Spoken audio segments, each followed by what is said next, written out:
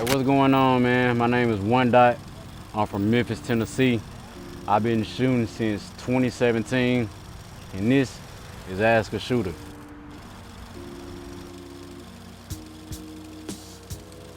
How did I come up with my photography name? I came up with my photography name over a couple of days of hard thinking. So growing up, I always listened to Kendrick Lamar because I'm a lyricist type of guy, and he speak that shit, for lack of a better term. So I always wanted to be called K Dot because my middle name starts with a K, but I don't take nothing from no niggas. So I was like, damn, let me try to find a way to turn that into myself. So my original photography name was 109, which I soon to realize was real gang affiliated because off the back it's 10-9, which I didn't want to have that image while I was doing what I was doing. So I just took the K Dot and transformed it into something that was real Memphis by taking the 1 off of 901, which is Memphis, Tennessee, and putting it in front of Dot. So now it's One Dot. And that's really the story, bro. That shit, people call me that shit every day. It's almost like they forgot my real name, you know what I'm saying? So it just stuck. And I mean, it's history in the making. How did I choose my first camera? Alright, so when I first got into the photography game, I didn't know what camera I wanted to choose, what brand, or how they worked. So I did a little research, and what I seemed to like was the colors of Canon seemed to capture me. But before that, I just wanted to see if I even liked photography. So what I did is I went out and bought me a film camera, which is the essence of photography, because that's where it started.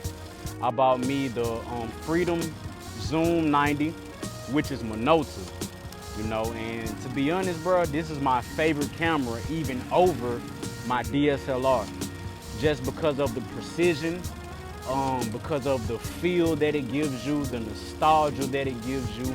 I mean, to me, it's nothing that can top it. So this was my original first camera, but in Stu, it's hot out here, so that's why I'm sweating. But this was my first original camera, and then where I went from this, man, I think I got the Mark, I think it was the 6D, bro, because I upgraded so quickly because I was taking pictures every day, learning this shit every day. And you know, when you get to a certain point in photography, you have to up your equipment because it will limit you. So instantly I went to the 6D, and from that I went to the 6D Mark II. But originally, this is where it all started. My Minolta Free Zoom 90. What was my hardest shoot? Man, my hardest shoot was from a CMG client. It was his wife's birthday, and they wanted the whole rundown. They wanted pictures, they wanted video of beginning to end. And usually I have help on a project like that, but this night I couldn't find anybody to help me. My partner had to work, my photography partners had to do their thing. So what I opted out to do was to work by myself because I'm never afraid to accept a challenge, and that is my problem. And how it turned out was I tried to do too much at one time, and the production value wasn't as high as I wanted it to be, sadly. And that was my hardest shoot, was for my biggest client. But I will tell you, it's nothing more than a learning experience, man.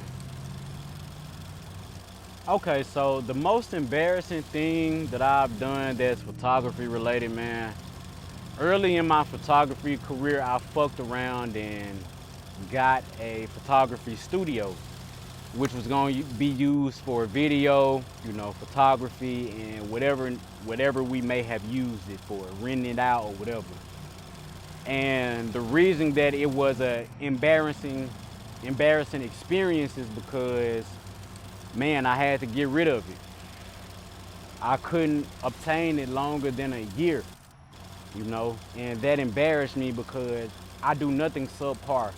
You know what I'm saying? As a black man in America, you have to be great.